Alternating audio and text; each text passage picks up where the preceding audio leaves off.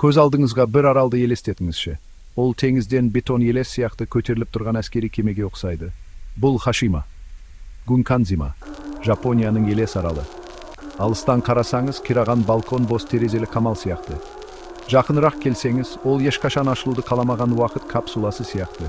1887 жылы Mitsubishi осы жерден көмір тапты. Мұхитты кіргізбеу үшін олар жартасты теңіз қабырғасымен қоршап, Жапонияның алғашқы биік үйлерін салу үшін бетон блоктарды қалады. Отбасылар көшіп келді. Арал тік қалаға айналды. Мектептер, емхана, кинотеатр, тіпті толқындар үстінде орналасқан шатыр бағы да болды. Ең көп адам тұрған кезде бірнеше қалалық кварталдың көлемдей жерде 5000-нан астам адам өмір сүрді. Бұл жер бетіндегі ең тығыз қоныстанған жерлердің бірі болды.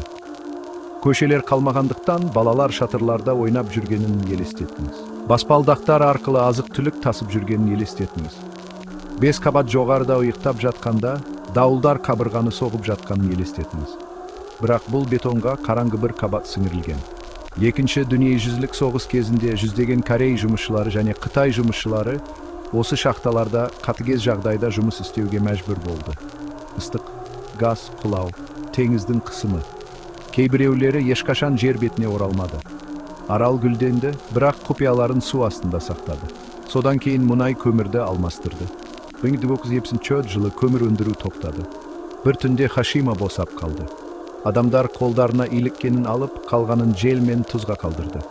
Терезелер сынды, арматура тот басты, баспалдақтар сарқырамаға айналды, өсімдіктер сыныптарда тамыр жайды, аяқ киімдер, фотосуреттер, пианино, үнсіз куәгерлер артта қалды. 10 жылдықтар бойы мұнда ешкім тұрмады.